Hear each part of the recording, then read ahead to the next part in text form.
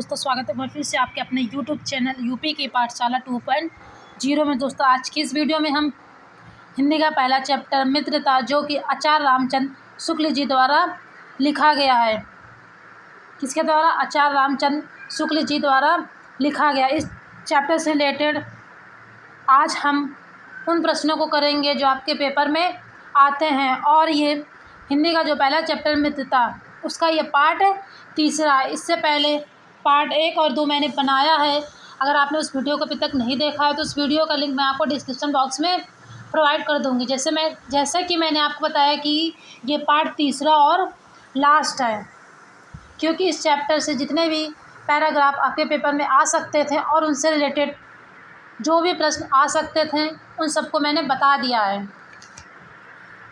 तो चलिए बिना किसी देरी की वीडियो स्टार्ट करते हैं और हम पैराग्राफ नंबर 11 से स्टार्ट करेंगे, क्योंकि ये पार्ट 3 है। पार्ट 1 में मैंने 1 से 5 तक के पैराग्राफ को बताया और पार्ट 2 में मैंने 6 से 10 तक के पैराग्राफ को बताया है।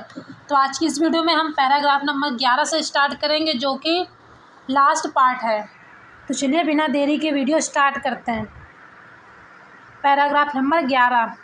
कुसंग का ज्वार सबसे भयानक होता है। यह केवल नीति और सद्वृत्ति का ही नाश नहीं करता, बल्कि बुद्धि का भी क्षय करता है। किसी युवा पुरुष की संगति यदि बुरी होगी तो वह उसके पैरों में बंधी चक्की के समान होगी, जो उसे दिन दिन अवनति के गड्ढे में गिराती जाएगी, और यदि अच्छी होगी तो सहारा देने वाली बाहों के समान होगी, जो उसे निरंतर उन्नति की ओर उठाती जाएगी। अगर आप इस पैराग्राफ का अर्थ जानना चाहते हैं तो इसका भी वीडियो मैंने बनाया है। जो पैराग्राफ है इसका भी वीडियो मैंने बनाया। अगर आप उस वीडियो को भी देखना चाहते हैं तो इस वीडियो का लिंक मैं आपको डिस्क्रिप्शन बॉक्स में प्रोवाइड कर दूँगी। आप वहाँ से विजिट करके उस वीडियो को भी देख सकते हैं। फिर जैसा कि आप लोगों को दिख रहा होगा, जैसे ही हमने पैराग्राफ स्टार्ट किया उसमें हमें सबसे पहला शब्द कौन सा मिला? कुसंग। तो इसमें कुसंग का अर्थ है बुरा स्वाद। क्या है?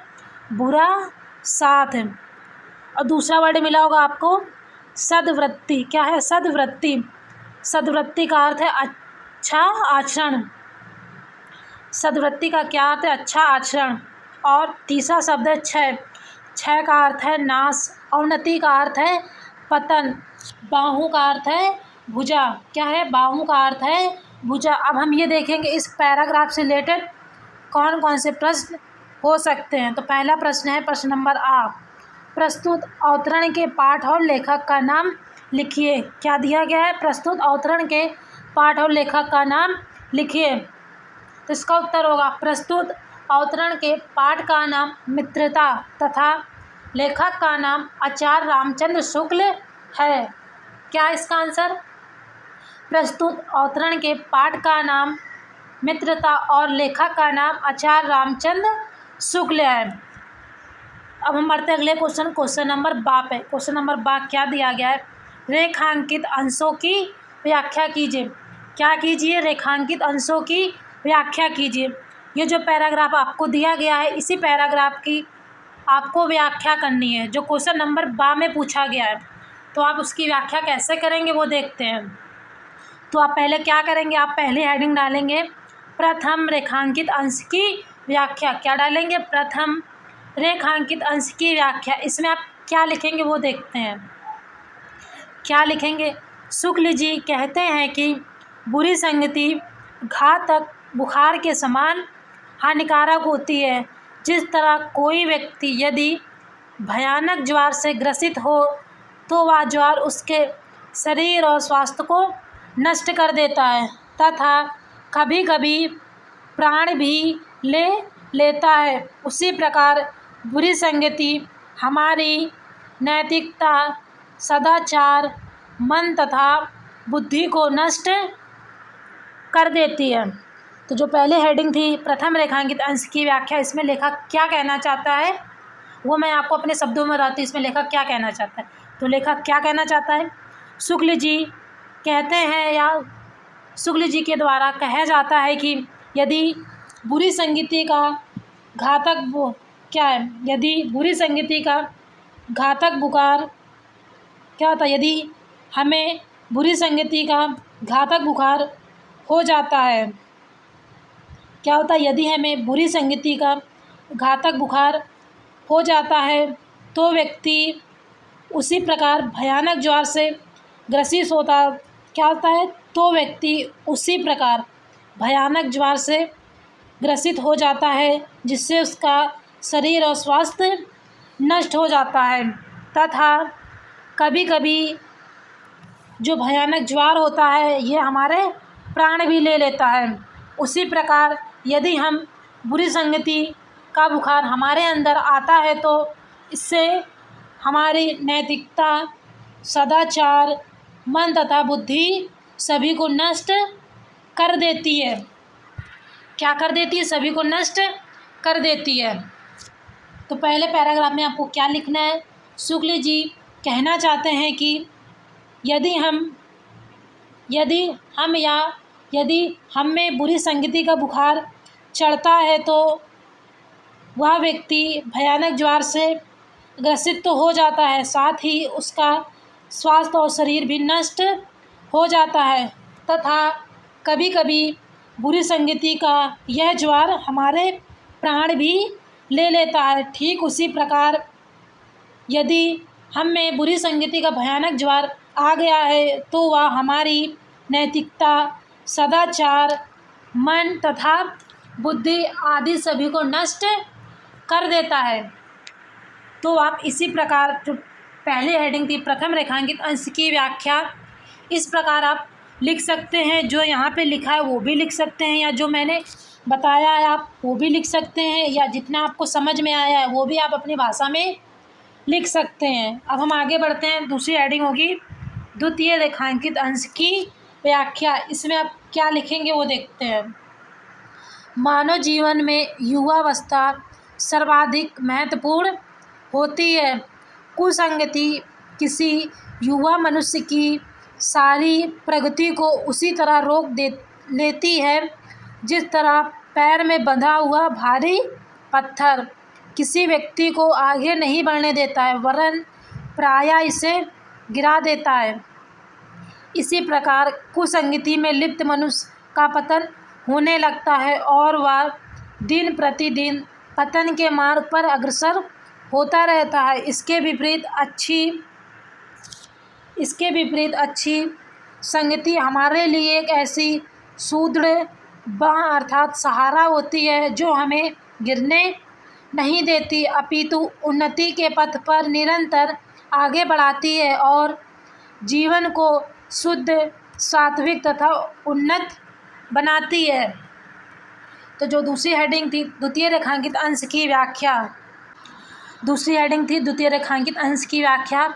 इसे आप कैसे लिखेंगे ये देखना है। अब हम ये देखेंगे तो कैसे लिखेंगे। प्रस्तुत क्या लिखेंगे? प्रस्तुत वाक्य में शुक्ल जी कहना चाहते हैं कि मानव जीवन की युवावस्था सर्वाधिक महत्वपूर्ण होती है। क्या होती है? मानव जीवन की युवावस्था सर्वाधिक महत्वपूर्ण होती है।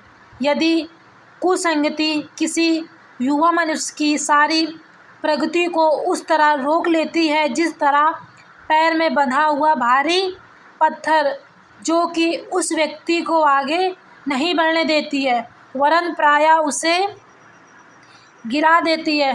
ठीक उसी प्रकार कुसंगति यानी बुरी संगति में लीन व्यक्ति का पतन होने लगता है और वह दिन प्रतिदिन पतन के मार्ग पर अग्रसर होता रहता है, अर्थात वह दिन प्रतिदिन बुराइयों के मार्ग पर आगे बढ़ता रहता है। इसके विपरीत यदि अच्छी संगति हमारे लिए एक सुदृढ़ बांह अर्थात हमें सहारा देने वाली होती है, जो कि हमें गिरने नहीं देती है और उन्नति के पथ पर यानी सफलता के मार्ग पर निरंतर आगे बढ़ाती रहती है और जीवन को शुद्ध, सात्विक तथा उन्नत बनाती है। अब आप इसे अपनी कैसी भाषा में लिखेंगे वो देखते हैं। तो पहले आप हेडिंग डालेंगे द्वितीय रेखांकित अंश की व्याख्या। इसमें आप लिखेंगे शुक्ल जी कहना चाहते हैं कि मानव जीवन की युवावस्था एक सर्वाधिक महत्वपूर्ण है।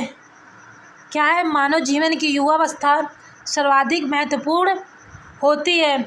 यदि व्यक्ति कुसंगति में होता है तो वह क्या होता है? यदि व्यक्ति कुसंगति के मार्ग पर होता है तो वह कुसंगति उसके प्रगति के मार्ग को उसी तरह रोक लेती है जिस प्रकार उसके पैरों में बंधा हुआ भारी पत्थर, जो कि उसे सफलता के मार्ग पर आगे नहीं बढ़ने देती है और उसे दिन प्रतिदिन क्या करती है, और उसे दिन प्रतिदिन गड्ढे में गिराती रहती है। ठीक उसी प्रकार बुरी संगति में लिप्त व्यक्ति का पतन होने लगता है, जिससे वह दिन प्रतिदिन बुराइयों के मार्ग पर आगे निरंतर बढ़ता रहता है। यदि उसे अच्छी संगति प्राप्त हो, क्या हो? यदि उसे अच्छी संगति प्राप्त हो, अर्थात उसे ऐसी बाहें प्राप्त हो जो कि उसे सहारा देने वाली होती हैं। क्या होती? जो कि उसे सहारा देने वाली होती हैं या उसे सहारा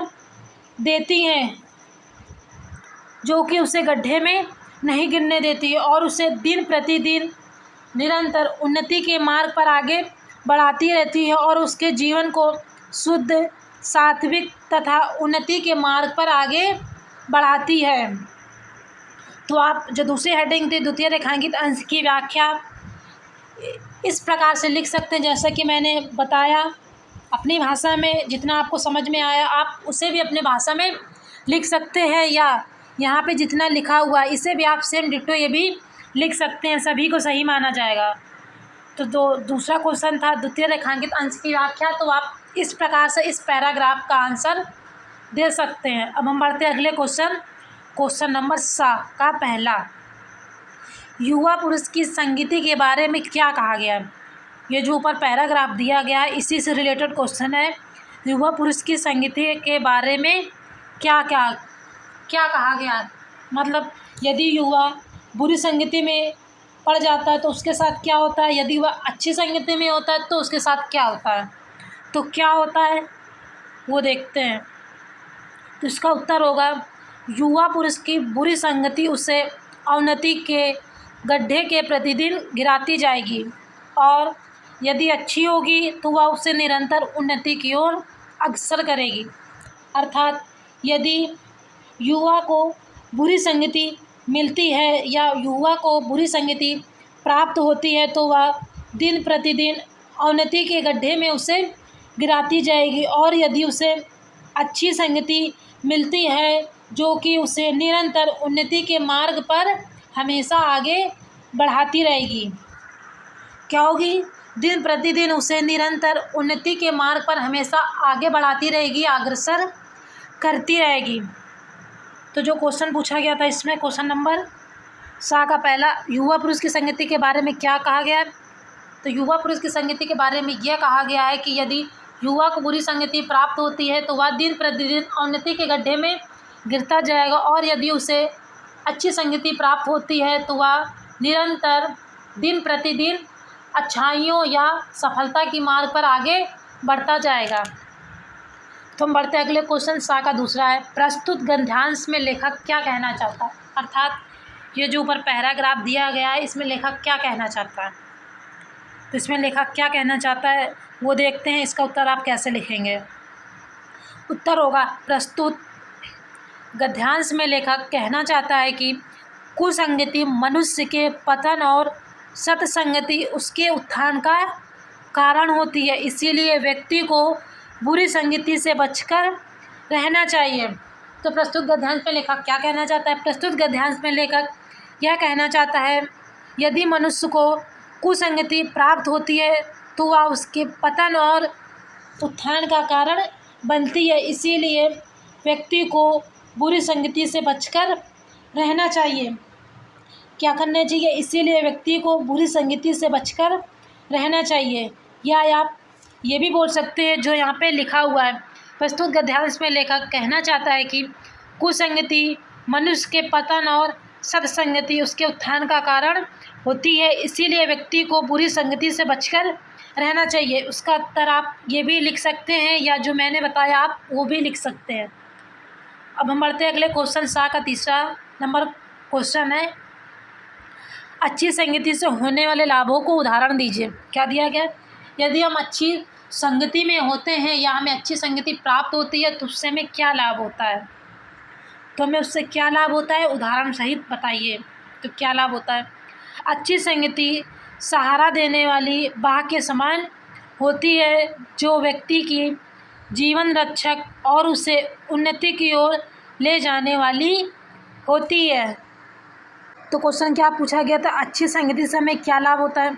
अच्छी संगति से हमें यह लाभ होता है, अच्छी संगति सहारा देने वाली बाह के समान होती है जो व्यक्ति की जीवन रक्षक तो होती हैं, साथ ही हमें उन्नति की ओर ले जाने वाली होती हैं। क्या होती है? उन्नति की ओर ले जाने वाली होती हैं। तो क्वेश्चन क्या पूछा गया था? अच्छी संगति से हमें क्या लाभ होता है? अच्छी संगति क्या होता है? अच्छी संगति बाह के समान होती है जो कि हमें सहारा देती है और साथ ही हमें उन्नति की ओर अग्रसर करती है या उन्नति की ओर हमें आगे ले जा सकती है। हम बढ़ते अगले क्वेश्चन। क्वेश्चन नंबर सा का चौथा है, कुसंग का क्या प्रभाव होता है? कुसंग का क्या प्रभाव होता है? तो कुसंग का क्या अर्थ होता है? बुरा। क्या होता है? बुरा साथ। क्या होता है? बुरा साथ। तो कुसंग का क्या प्रभाव होता है वो देखते हैं। तो क्वेश्चन नंबर 4 क्या पूछा गया? कुसंग का क्या प्रभाव होता है? कुसंग का प्रभाव बहुत भयानक होता है। यह मनुष्य की नैतिकता और अच्छे आचरण को नष्ट कर देता है। इसके साथ साथ वह उसकी बुद्धि का भी क्षय कर देता है। क्या करता है? इसके साथ साथ वह उसकी बुद्धि का भी क्षय कर देता है। तो क्वेश्चन नंबर 4 क्या पूछा गया था? कुसंग का क्या प्रभाव होता है, या यदि हम बुरी संगति पर होते हैं तो उसका हमारे ऊपर क्या प्रभाव पड़ता है? तो उसका उत्तर होगा, कुसंग का प्रभाव बहुत ही भयानक होता है जो कि मनुष्य की नैतिकता और अच्छे आचरण को नष्ट तो कर देती है, साथ ही उसके सोचने समझने अर्थात उसकी बुद्धि का भी क्षय कर देती है।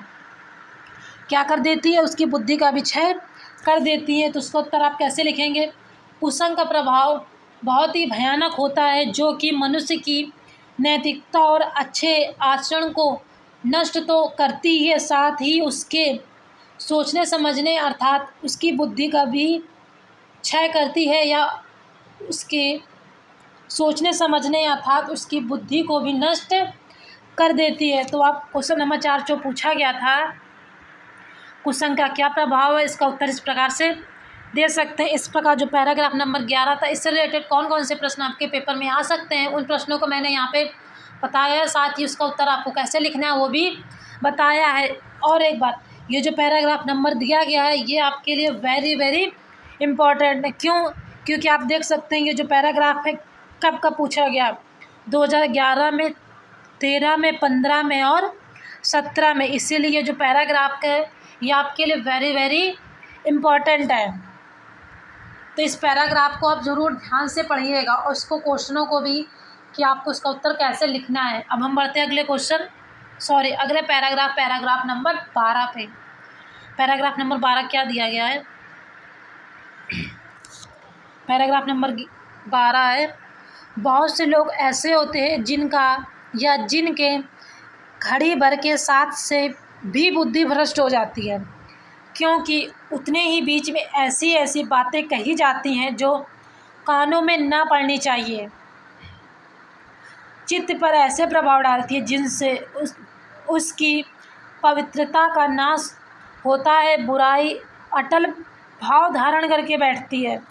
बुरी बातें हमारी धारणा में बहुत दिनों तक टिकती हैं। इस बात को प्रायः सभी लोग जान लेते हैं कि भद्दे व फूहड़ गीत कितनी जल्दी ध्यान पर चढ़ते हैं, उतनी जल्दी कोई गंभीर या अच्छी बात नहीं।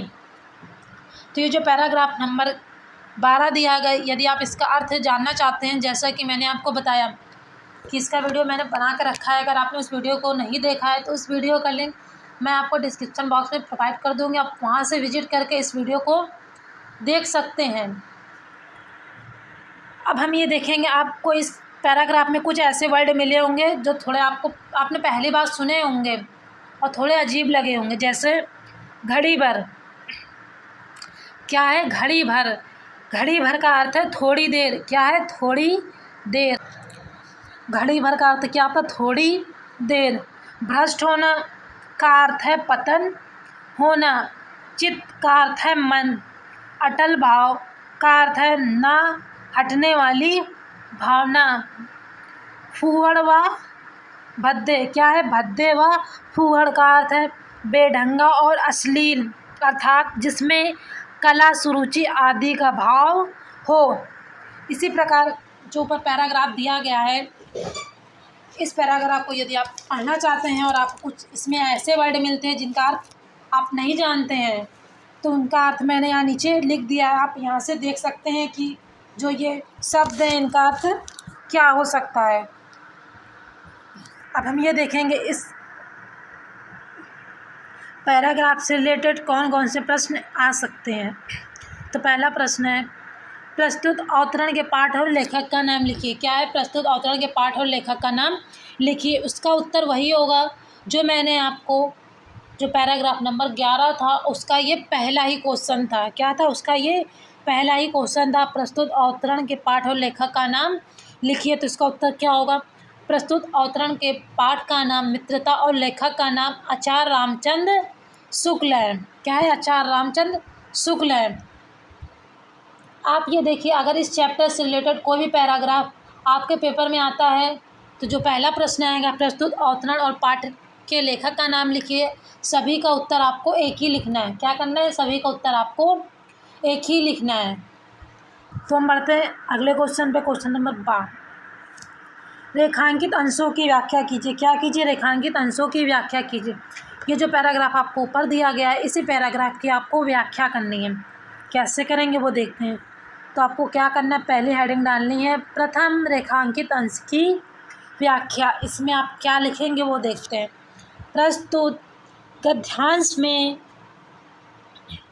शुक्ल जी ने बुरी संगति को व्यक्ति की उन्नति में बाधक बताते हुए कहा है कि समाज में अनेकानेक यानी अनेक प्रकार के लोग इस तरह के होते हैं जिनके साथ थोड़ी देर के लिए भी रह लेने से व्यक्ति की बौद्धिक क्षमता का पतन हो जाता है। ऐसे लोग उस थोड़ी सी देर में ही ऐसी बातें कह डालते हैं, ऐसी जो सामान्य व्यक्ति के तो सुनने लायक भी नहीं होती है। सामान्य व्यक्ति के सुनने के तो लायक भी नहीं होती है। ऐसी बातों से व्यक्ति के मन मस्तिष्क पर इतने बुरे प्रभाव पड़ते हैं कि उससे उसके हृदय की पवित्रता अर्थात मन के अच्छे भाव समाप्त हो जाते हैं। अब हम ये देखेंगे इसे आप अपनी भाषा में कैसे लिख सकते हैं। तो पहले आपको क्या करना है, पहले आपको हेडिंग डालनी है प्रथम रेखांकित अंश की व्याख्या। अब इसमें आप क्या लिखेंगे वो देखते हैं। प्रस्तुत गद्यांश में शुक्ल जी ने बताया है कि बुरी संगति व्यक्ति के उन्नति में ऐसा या ऐसी बाधक होती है क्योंकि समाज में अनेका लोग यानी अनेक प्रकार के ऐसे लोग होते हैं जिनके साथ थोड़ी देर भी अगर हम रह लेते हैं तो व्यक्ति की बौद्धिक क्षमता का तो पतन हो जाता है, क्योंकि लोग उस थोड़ी सी देर में ऐसी बातें कह डालते हैं जो कि सामान्य व्यक्ति के तो सुनने लायक भी नहीं होती है, क्योंकि ऐसी बातें व्यक्ति के मस्तिष्क पर ऐसे बुरे प्रभाव डालती हैं कि उसके हृदय की पवित्रता अर्थात उसके मन के अच्छे भाव भी समाप्त हो जाते हैं। अर्थात प्रस्तुत गद्यांश में लेखक यह कहना चाहता है कि जिस प्रकार बुरी संगति व्यक्ति के उन्नति में बाधक होती है, ठीक उसी प्रकार समाज में ऐसे लोग भी रहते हैं, यदि हम उनके साथ थोड़ी देर भी समय व्यतीत कर लेते हैं तो हमारी बौद्धिक क्षमता का पतन हो जाता है, क्योंकि उस थोड़ी सी देर में लोग ऐसी ऐसी बातें कह डालते हैं जो कि समान व्यक्ति के सुनने लायक तो नहीं होती है। क्या होती है? जो समान व्यक्ति के सुनने लायक भी नहीं होती है। और वो बातें व्यक्ति के मस्तिष्क पर इतने प्रभाव डालती हैं कि यदि उस समय उस व्यक्ति के मन में अच्छे विचार भी होते हैं तो उन बातों को सुनकर उसके हृदय की पवित्रता अर्थात उस समय उस व्यक्ति के मन में यदि अच्छा विचार भी चल रहा होता है तो वो भी उस बात के साथ ही समाप्त हो जाते हैं। क्या हो जाते हैं? उस बात के साथ ही समाप्त हो जाते हैं। क्योंकि यदि हम समाज में ऐसे लोगों के साथ होते हैं जो कि हमें क्या बोलना है, अच्छा बोलना है या बुरा बोलना है, क्या करना है, अच्छा बोलना है या बुरा बोलना है, उसके बारे में नहीं सोचते हैं और तुरंत बोल देते हैं। तो यदि हम ऐसे व्यक्ति लोगों के साथ रहते हैं, उनके साथ रहने पर हमारी बौद्धिक क्षमता यानी सोचने समझने की जो क्षमता है वो तो नष्ट तो होती ही है, साथ ही हमारे मस्तिष्क पर इतने बुरे प्रभाव डालती है जिससे हमारे हृदय में जो पवित्रता का भाव है और जो मन में अच्छे विचार है वो भी समाप्त हो जाते हैं। तो आप इस प्रकार जो पहली व्याख्या थी प्रथम रेखांकित अंश की व्याख्या, इसका उत्तर या इसकी व्याख्या इस प्रकार से कर सकते हैं। अब हम बढ़ते हैं दूसरे पैराग्राफ। तो दूसरी हेडिंग होगी द्वितीय रेखांकित अंश की व्याख्या। इसमें लेखक क्या कहना चाहता है? शुक्ल जी का कहना है कि बुरी आदतें या भावना व्यक्ति के मन मस्तिष्क में स्थायी रूप से विराजमान होती हैं और बहुत समय तक स्थिर रूप में जमा रहती हैं। अपनी बात को और अधिक पुष्ट करते हुए लेखक कहते हैं कि इस बात का तो सामान्य लोगों ने भी अनुभव किया होगा कि बेढंगे और अश्लील गीत जिन्हें शीघ्र व्यक्ति के मन मस्तिष्क में अपनी पैठ यानी पहुंच बनाते हैं, उतनी शीघ्र कोई अच्छी या लाभकर बात नहीं होती है। अर्थात जो दूसरी हेडिंग इसमें लेखक यह कहना चाहता है या शुक्ल जी का कहना है कि बुरी बातें या भावना व्यक्ति के मस्तिष्क में स्थायी रूप से तो विराजमान होती हैं और बहुत ही लंबे समय तक स्थिर रूप में बनी रहती हैं। और अपनी इसी बात को और अधिक रूप में पुष्ट करते हुए लेखक कहना चाहते हैं कि इस बात का तो समान लोगों ने अनुभव किया होगा कि बेढंगे और अश्लील गीत जितने शीघ्र व्यक्ति के मन मस्तिष्क में अपनी पहुंच यानी अपनी जगह बना लेते हैं, उतनी ही शीघ्र अच्छी और लाभकारी बातें हमारे मन में उतने ही समय में अच्छी बातें अपना स्थान नहीं बना पाती हैं। अब हम ये देखेंगे जो दूसरी हेडिंग थी द्वितीय रेखांकित अंश की व्याख्या, इसे आप अपनी भाषा में कैसे लिख सकते हैं। तो पहले आपको क्या करना, आपको पहले हेडिंग डालनी है द्वितीय रेखांकित अंश की व्याख्या। अब आप क्या लिखेंगे वो देखते हैं। शुक्ल जी का कहना है कि बुरी आदतें या भावना हमारे मन में या हमारे मन मस्तिष्क में स्थायी रूप से बनी रहती हैं या हमेशा के लिए विराजमान होती है, जो कि बहुत लंबे समय तक स्थिर रूप में बनी रहती हैं। क्या करती हैं? बहुत लंबे समय तक स्थिर रूप में बनी रहती है यदि हम उस समय बुरे व्यक्ति के संपर्क में नहीं आते हैं। क्या करते हैं? यदि हम उस समय बुरे व्यक्ति के संपर्क में नहीं आते हैं तो जो हमारे मन में अच्छी भावनाएं और अच्छी बातें होती हैं बहुत ही लंबे समय तक हमारे मन मस्तिष्क में स्थायी रूप से विराजमान होती हैं। तो अपनी इसी बात को और अधिक रूप में पुष्ट करते हुए लेखक कहना चाहते हैं कि इस बात का तो समान लोगों ने अनुभव किया होगा कि बेढंगे और अश्लील गीत यानी जो लोग होते हैं गंदी और उससे भी गंदी बातें करते हैं, जो उस प्रकार के गीत होते हैं जैसे ही हमारे मन मस्तिष्क में पड़ते हैं तो कुछ ही देर या क्षण भर में वो बातें हमारे मन में ऐसे विराजमान हो जाती हैं। क्या करती है? हमारे मन में उस समय ऐसे विराजमान हो जाती हैं। यदि उसी समय हमारे सामने कोई अच्छी बातें भी कर लेता है तो वो बातें हमारे समय या उस समय हमारे मन में उतने ही अच्छी सी जगह नहीं बना पाती हैं जितनी बुरी बातें क्या होती, जितनी बुरी बातें हमारे मन में जगह बना लेती हैं, उसी प्रकार जो यदि उस समय कोई अच्छी बात भी कर लेता है जो हमारे लिए लाभकारी हो, वो जगह नहीं बना पाती है।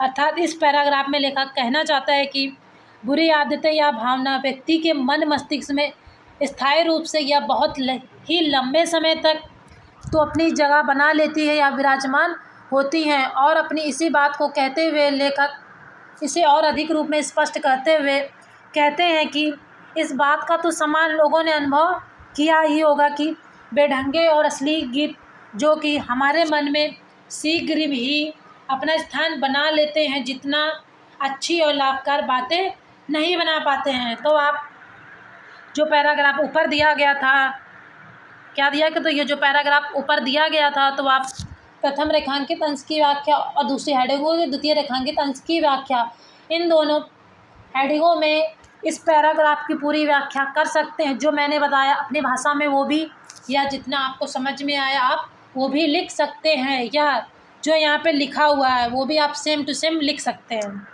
सभी को सही माना जाएगा। बढ़ते अगले क्वेश्चन नंबर 7 का पहला है, किस बात को प्रायः सभी लोग जानते समझते हैं? क्या है, कौन सी बात को सभी लोग प्रायः जानते हैं और समझते हैं? तो कौन सी बात है?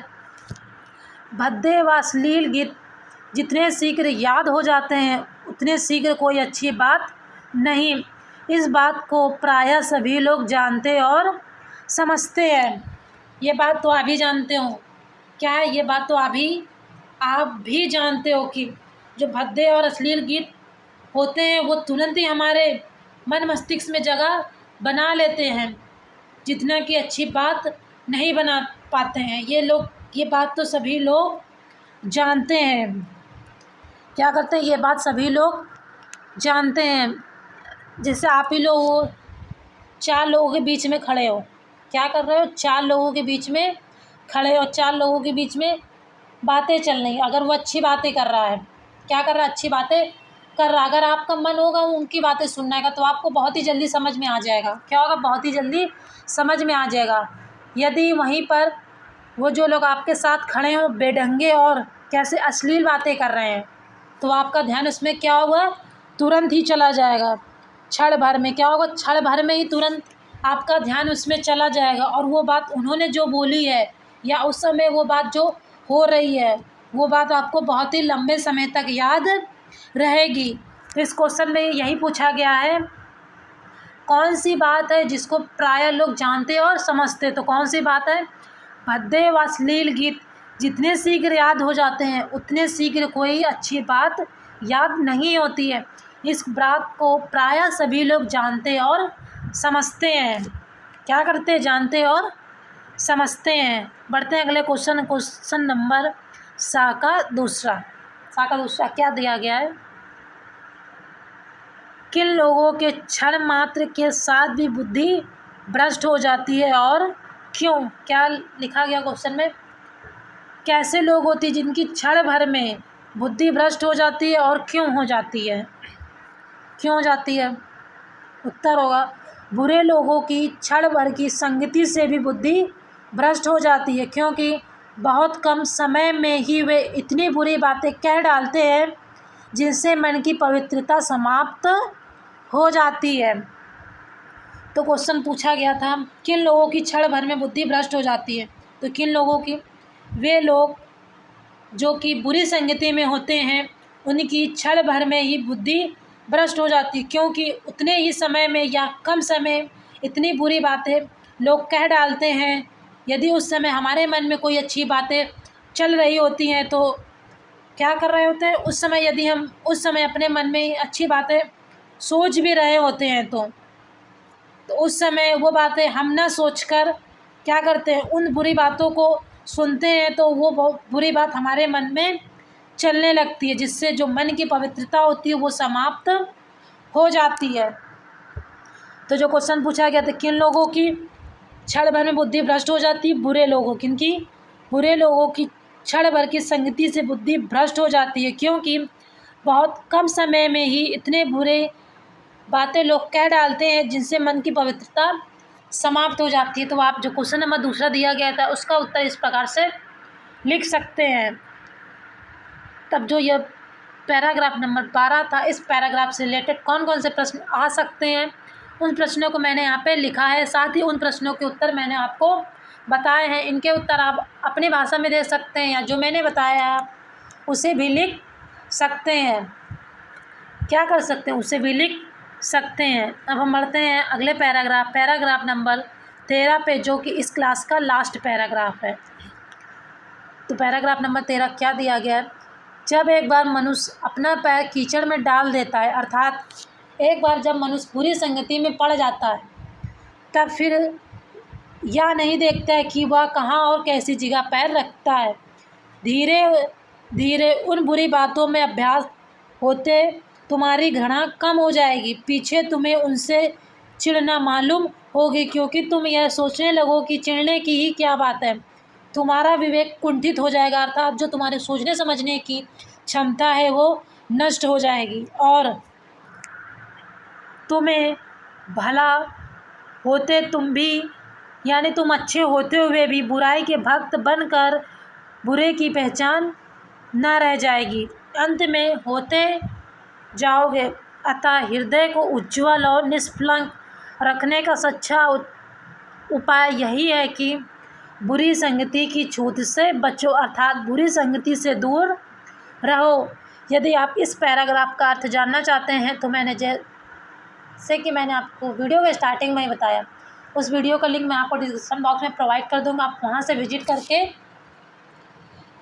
जितने भी पैराग्राफ मैंने अभी तक बताए उन सभी का अर्थ जान सकते हैं। अब ये देखेंगे इस पैराग्राफ से रिलेटेड कौन कौन से प्रश्न आ सकते हैं।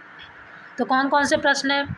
प्रस्तुत अवतरण के पाठ और लेखक का नाम लिखिए। क्या है? प्रस्तुत अवतरण के पाठ और लेखक का नाम लिखिए। इसका उत्तर मैं नहीं बताऊंगी, इसका उत्तर आप मुझे कमेंट बॉक्स में बताएंगे कि इसका उत्तर क्या होगा। क्या होगा? जो प्रश्न दिया गया इसका उत्तर क्या होगा, क्योंकि अभी तक तो आपको याद ही हो गया होगा। तो इसके लिए हम इस क्वेश्चन को छोड़कर बढ़ते हैं अगले क्वेश्चन पे। क्वेश्चन नंबर क्या दिया कि रेखांकित अंशों की व्याख्या कीजिए। ये जो ऊपर पैराग्राफ दिया गया, इस पैराग्राफ की आपको क्या करनी है? व्याख्या करनी है। तो उसकी व्याख्या आप कैसे करेंगे वो देखते हैं। तो आपको क्या करना है? हमेशा की तरह पहले हेडिंग डालनी है, प्रथम रेखांकित अंश की व्याख्या। हेडिंग क्या होगी? प्रथम रेखांकित अंश की व्याख्या। इसमें आप अब क्या लिखेंगे वो देखेंगे। तो क्या लिखेंगे? शुक्ल जी ने बुरी संगति को कीचड़ के समान कहा है और बताया है कि इस कीचड़ से सदा बचकर रहना चाहिए, अन्यथा यह हमारे आचरण को दूषित कर देगा। यदि कोई मनुष्य एक बार बुरी संगति में फंस गया और कलंकित हो गया तो वह फिर बार बार कलंकित होने से नहीं डरता है और धीरे धीरे बुरी आदतों का अभ्यस्त हो जाता है। जब बुरी आदत बन जाती है तब वह उससे घृणा भी नहीं करता और न बुरा कहने से चिढ़ता ही है। अर्थात प्रस्तुत गद्यांश या अवतरण में लेखक कहना चाहते हैं कि या लेखक ने बताया है कि या लेखक ने प्रस्तुत अवतरण में यह माना है कि बुरी संगति को उन्होंने कीचड़ के समान बताया है और उन्होंने कहा है कि बुरी संगति से हमें बचकर रहना चाहिए, क्योंकि ये हमारे आचरण को दूषित कर देगा। क्या कर देगा? ये हमारे आचरण को दूषित कर देगा। और यदि मनुष्य एक बार बुरी संगति में पड़ जाता है तो वह बार बार कलंकित होता है और कलंकित होने से भी डरता नहीं है, क्योंकि उससे धीरे धीरे उन बुरी आदतों का अभ्यस्त हो जाता है। जब वह बुरी आदत उसे लग जाती है तो वह उसे घृणा भी नहीं होती है और ना ही वह उन बुरी बातों से चिढ़ता है। अब हम ये देखेंगे इसे आप अपनी भाषा में कैसे लिख सकते हैं। तो कैसे लिखेंगे? प्रस्तुत गद्यांश या अवतरण में लेखक ने बुरी संगति को कीचड़ के समान बताया है और ये भी कहा है कि हमें कीचड़ से सदा बचकर रहना चाहिए, अर्थात हमें बुरी संगति से हमेशा दूर रहना चाहिए, अन्यथा ये हमारे आचरण को दूषित कर देगी। जिस प्रकार यदि हम में कीचड़ लग जाता है तो हम दूषित हो जाते हैं, ठीक उसी प्रकार यदि हम बुरी संगति में होते हैं तो वह हमारे आचरण को दूषित कर देती है। क्योंकि मनुष्य एक बार यदि इस बुरी संगति में फंस जाता है और कलंकित हो जाता है तो यदि वह बार बार क्या करता है, यदि वह बार बार कलंकित होता है तो और क्या करता है, यदि वह बार बार कलंकित होता है तो उसे बुरा भी नहीं लगता है, क्योंकि उससे उन बुरी आदतों का अभ्यस्त हो जाता है। जब वह उसे बुरी आदत लग जाती है या उसे वह बुरी आदत उसमें बन जाती है तो वह उन बुरी आदतों से भी घृणा नहीं करता है और ना ही उन बुरी बातों से चिढ़ता भी है। इसे आप दूसरी तरह से कैसे लिख सकते हैं? प्रस्तुत अवतरण में लेखक ने बुरी संगति को कीचड़ के समान बताया है और यह भी कहा है कि हमें कीचड़ से अर्थात बुरी संगति से हमेशा बचकर रहना चाहिए, क्योंकि यह बुरी संगति हमारे आचरण पर ऐसा प्रभाव डालती है। यदि हम इस बुरी संगति में एक बार फंस गए, क्या होगा, यदि हम इसी बुरी संगति में एक बार फंस गए तो बार बार फंसते रहेंगे और कलंकित होते रहेंगे। क्या करेंगे, यदि हम एक बार इस बुरी संगति में फंस गए तो हम बुरी संगति में बार बार फंसते तो रहेंगे, साथ ही कलंकित होते रहेंगे। और इस बुरी संगति में फंसने के बाद यदि हम कलंकित होते हैं तो इससे हमें डर भी नहीं लगेगा, क्योंकि हमें उन बुरी बातों का इतना अभ्यस्त हो जाएगा, वह बुरी बातें हमारे मन में ऐसा प्रभाव डाल जाएंगी कि हम उन बुरी बातों से घृणा भी नहीं करेंगे। और यदि हमारे सामने कोई बुरी बात करता भी है तो ना ही हम उस व्यक्ति से घृणा करेंगे और ना ही उसके द्वारा कही गई बातों से चिढ़ेंगे। तो जो ये पैराग्राफ दिया गया था और आपको पहली हेडिंग डाली थी प्रथम रेखांकित अंश की व्याख्या, तो आप इसकी व्याख्या इस प्रकार से कर सकते हैं जो मैंने आपको 3 टाइप से बताया है। चौथा टाइप तो ये हो गया जो यहाँ पे सेम टू सेम लिखा गया। आप इनमें से कुछ भी लिख सकते हैं या जितना मैंने आपको बताया है वो आपको समझ में आया आप वो भी लिख सकते हैं। तो आगे बढ़ते हैं। तो आप दूसरी हेडिंग डालेंगे द्वितीय रेखांकित अंश की व्याख्या। इसमें लेखक क्या कहना चाहता है? शुक्ल जी का कहना है कि कुसंगति अर्थात बुरी संगति में पड़े व्यक्ति का विवेक नष्ट अर्थात सोचने समझने की क्षमता नष्ट हो जाती है और उसे बुरे भले की पहचान भी नहीं रह जाती है, उससे बुराई ही भलाई दिखने लगती है और वह इतना गिर जाता है कि बुराई की पूजा भक्त की तरह करने लगता है। इसीलिए यदि अपने हृदय और आचरण को निष्कलंक उज्जवल बनाए रखना है तो बुरी संगति के छूत से बचो, अर्थात बुरी संगति से हमेशा दूर रहो। जैसे कि लोग कहते छुआछूत, तो आप जानते होंगे क्या, तो छुआछूत वैसे क्या है, बुरी संगति को आप छुआछूत के समान मानिए। तो आपको दूसरी हेडिंग क्या डालनी थी? द्वितीय रेखांकित अंश की व्याख्या। इसमें आप अपने भाषा में कैसे लिख सकते हैं वो मैं आपको बताती हूँ। तो आपको क्या करना है, हमेशा की तरह पहले हेडिंग डालनी है द्वितीय रेखांकित अंश की व्याख्या। इसमें अब आप क्या लिखेंगे वो देखेंगे। शुक्ल जी कहना चाहते हैं कि यदि व्यक्ति कुसंगति अर्थात बुरी संगति में पड़ जाता है तो व्यक्ति का विवेक अर्थात सोचने समझने की क्षमता जो होती है इस प्रकार नष्ट हो जाती है कि उसे बुरे भले की पहचान करने की भी क्षमता नहीं रह जाती है और उसे बुराई का मार्ग ही भलाई का मार्ग दिखने लगता है और वह इसमें इतना गिर जाता है कि वह बुराई की पूजा भक्त अर्थात बुराई को ही अच्छाई मानने लगता है और उसी के मार्ग पर चलने लगता है। इसीलिए यदि आप अपने हृदय को और आचरण को निष्कलंक यानी शुद्ध और उज्जवल यानी सफलतापूर्वक बनाए रखना चाहते हैं तो आप बुरी संगति की छूत से बचो, अर्थात आप बुरी संगति से हमेशा दूर रहो और अच्छाई के मार्ग को अपनाओ। तो मैं इसी पैराग्राफ को आपको दूसरे से मैं भाषा में बताती हूँ कि आप इससे भी कैसे लिख सकते हैं।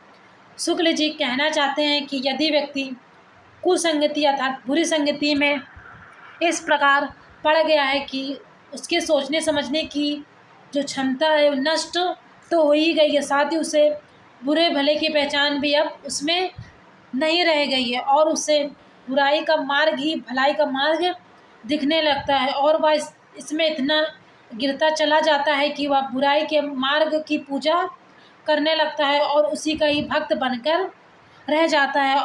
इसीलिए यदि आप अपने हृदय और आचरण को शुद्ध यानी निष्कलंक और उज्जवल यानी अपने जीवन को उज्जवल सफलतापूर्वक बनाए रखना चाहते हैं तो आप बुरी संगति की छूत से बचो और अच्छी संगति को अपना, जिससे कि आप अपने जीवन में सफलता प्राप्त कर सको। तो आपको क्या करना है, जो ऊपर पैराग्राफ दिया गया था इस पैराग्राफ की व्याख्या आप 2 हेडिंगों में कर सकते हो। पहली हेडिंग प्रथम रेखांकित अंश की व्याख्या और दूसरी द्वितीय रेखांकित अंश की व्याख्या। आप इन दोनों हेडिंगों में इस पूरे पैराग्राफ की व्याख्या कर सकते हैं। तो इस प्रकार जो क्वेश्चन नंबर दूसरा था उसका उत्तर आप इस प्रकार से दे सकते हैं। बढ़ते हैं अगले क्वेश्चन सा का पहला। कुसंगति अर्थात बुरी संगति में पड़ा हुआ मनुष्य क्या नहीं देखता और क्यों? यदि बुरी संगति में व्यक्ति पड़ जाता है तो उसे क्या नहीं दिखाई देता है और ना ही वह उसे देखना चाहता है। तो क्या नहीं दिखाई देता है? कुसंगति में पड़ा मनुष्य यह नहीं देखता है कि वह एक के बाद एक कितनी कुसंगतियों अर्थात बुराइयों में पड़ता चला जा रहा है, क्योंकि वह इन कुसंगतियों का इतना अभ्यस्त हो जाता है कि इसकी या उसकी इनसे घृणा समाप्त हो जाती है। क्या होती है?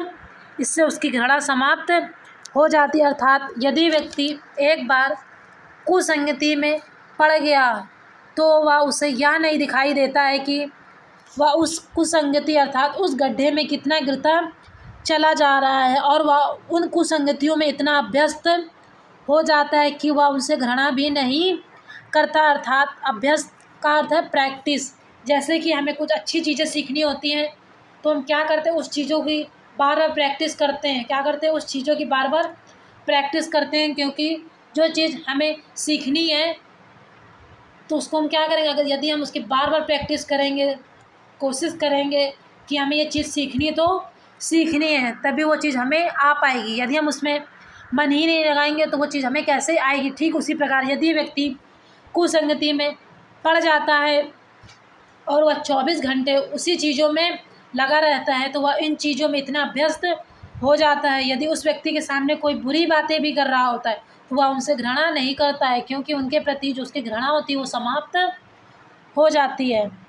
तो जो क्वेश्चन पूछा गया था, यदि व्यक्ति कुसंगति में पड़ जाता है तो उसे क्या नहीं दिखाई देता? यदि व्यक्ति कुसंगति में पड़ जाता है तो उसे यह नहीं दिखाई देता है कि वह एक के बाद इतनी कुसंगतियों में पड़ता चला जा रहा है और वह उस व्यक्तियों को उन कुसंगतियों को यानी अर्थात बुरी बातों का इतना अभ्यस्त हो जाता है कि वह उन बातों से घृणा भी उसे उत्पन्न नहीं होती है, या उसमें जो वो बातें चल रही हैं उसमें उससे कोई बात अच्छी हो या बुरी उससे कोई फ़र्क ही नहीं पड़ता है। तो जो क्वेश्चन दिया गया था क्वेश्चन नंबर 7, कुसंगति में पड़े हुए मनुष्य के साथ क्या होता है, इसका उत्तर इस प्रकार से आप दे सकते हैं। अगला क्वेश्चन है, विवेक कुंठित हो जाने से मनुष्य पर क्या प्रभाव पड़ता है? अर्थात यदि व्यक्ति की बुद्धि जो भ्रष्ट हो गई है तो उस पर उसका क्या प्रभाव पड़ता है? जो उसके सोचने समझने की क्षमता भ्रष्ट हो गई है तो मनुष्य पर उसका क्या प्रभाव पड़ता है?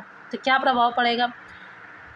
कुसंगति में पड़े हुए मनुष्य का विवेक कुंठित हो जाता है और उसे अपने बुरे भले की पहचान भी नहीं रह जाती। अंततः वह बुराई में ही अकस्ट डूब जाता है। अर्थात यदि व्यक्ति एक बार कुसंगति में पड़ जाता है तो उसके सोचने समझने की क्षमता तो नष्ट हो ही जाती है, साथ ही उसे अच्छे बुरे की पहचान भी नहीं रह जाती है। क्या होती है? अच्छे बुरे की पहचान नहीं रह जाती है। अंततः वह बुराइयों में इतना डूब जाता है या उन बुराइयों के मार्ग पर इतना लीन हो जाता है। तो जो क्वेश्चन पूछा गया था, विवेक कुंठित हो जाने मनुष्य पर क्या प्रभाव पड़ता है? विवेक कुंठित हो जाने पर मनुष्यों पर यह प्रभाव पड़ता है कि उसे अपने अच्छे या बुरे भले की पहचान उसमें नहीं रह जाती है और वह इसमें इतना लिप्त या लीन हो जाता है। अगला क्वेश्चन है, लेखक ने हृदय को उज्ज्वल और निष्कलंक रखने का क्या उपाय सुझाया है? क्या है बताया है? लेखक ने हृदय को उज्ज्वल और निष्कलंक रखने का क्या सुझाव बताया? क्या सुझाव बताया था कि आप बुरी संगति के छूत से बचो। क्या करो? आप बुरी संगति के छूत से बचो और अच्छाई के मार्ग को अपनाओ। तो इसका उत्तर आप कैसे लिखेंगे वो देखेंगे।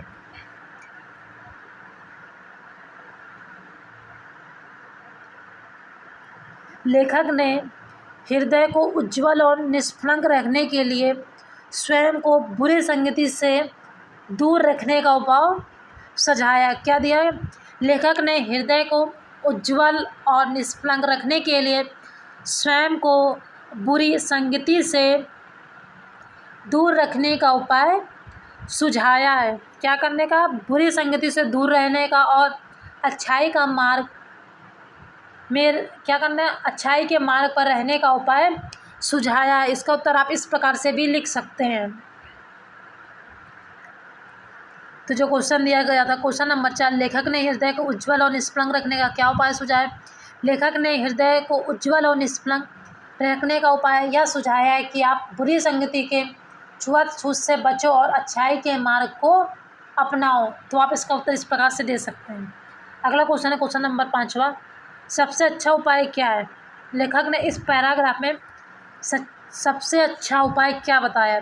सबसे अच्छा उपाय क्या बताया है? सबसे अच्छा उपाय यह है कि व्यक्ति स्वयं को बुरी संगति की छूत से बचाए तथा अपने हृदय को उज्ज्वल और निष्कलंक रखे। तो लेखक ने सबसे अच्छा उपाय क्या बताया? लेखक ने सबसे अच्छा उपाय यह बताया है कि व्यक्ति स्वयं को बुरी संगति की छूत से बचाए तथा अपने हृदय को उज्ज्वल और निष्कलंक रखे। तो आप जो क्वेश्चन नंबर 5 पूछा गया था इसका उत्तर इस प्रकार से दे सकते हैं। बढ़ते अगले क्वेश्चन, क्वेश्चन नंबर 6वां है, बुरी बातों का क्या प्रभाव पड़ता है? क्या पूछा गया? बुरी बातों का क्या प्रभाव पड़ता है? जो ऊपर हम लोगों ने अभी तक जितनी बातें की गई हैं उनका हमारे मन पर क्या प्रभाव पड़ता है? तो क्या प्रभाव पड़ता है? बुरी बातों का व्यक्ति के मन मस्तिष्क पर बहुत बुरा प्रभाव पड़ता है। बुरी बातों का अभ्यस्त हो जाने पर उनके प्रति घृणा कम हो जाती है और धीरे धीरे व्यक्ति बुराई को ही पूर्ण रूपेण अपना लेता है, अर्थात पूरी तरह उसमें लीन हो जाता है। तो क्वेश्चन पूछा गया था, बुरी बातों का हमारे मन मस्तिष्क पर क्या प्रभाव पड़ता है? तो इसका उत्तर होगा, बुरी बातों का व्यक्ति के मन मस्तिष्क पर बहुत बुरा प्रभाव पड़ता है, क्योंकि व्यक्ति बुरी बातों में इतना अभ्यस्त हो जाता है कि उसके प्रति घृणा कम हो जाती है और धीरे धीरे व्यक्ति बुराई में पूर्ण रूपेण से लीन हो जाता है या पूर्ण रूपेण से उस बुराई के मार्ग को अपना ले। इसमें जो लास्ट क्वेश्चन था, क्वेश्चन नंबर 6 नंबर, बुरी बातों का क्या प्रभाव पड़ता है? तो इसका उत्तर होगा, जैसा कि मैंने आपको भी बताया, बुरी बातों का व्यक्ति के मन मस्तिष्क पर इतना प्रभाव पड़ता है कि बुरी बातों में वह इतना अभ्यस्त हो जाता है कि उसके मन में घृणा उसके प्रति कम हो जाती है और वह व्यक्ति धीरे धीरे बुराई के मार्ग पर अर्थात बुराई में इतना पूर्ण रूपेण अपना स्थान बना लेता है। तो इस प्रकार जो क्वेश्चन नंबर 6 दिया गया था उसका उत्तर इस प्रकार से आप लिख सकते हैं। यहीं पर आपकी क्लास समाप्त होती है। ये क्लास आपको कैसी लगी कमेंट बॉक्स में बताइएगा, और यदि आपको कोई क्वेरी है तो भी आप मुझसे कमेंट बॉक्स में पूछ सकते हैं।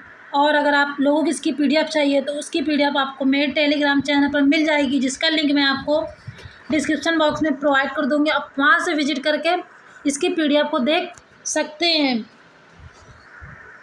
और आपको क्लास पसंद आई है तो वीडियो को लाइक करिएगा, और यदि आप मेरे चैनल में पहली बार आए तो चैनल को सब्सक्राइब करिएगा और बेल आइकन को ऑल पर प्रेस करिएगा, ताकि जब भी मैं इस तरह की वीडियोस लेके आऊँ उसका नोटिफिकेशन आपको सबसे पहले मिले।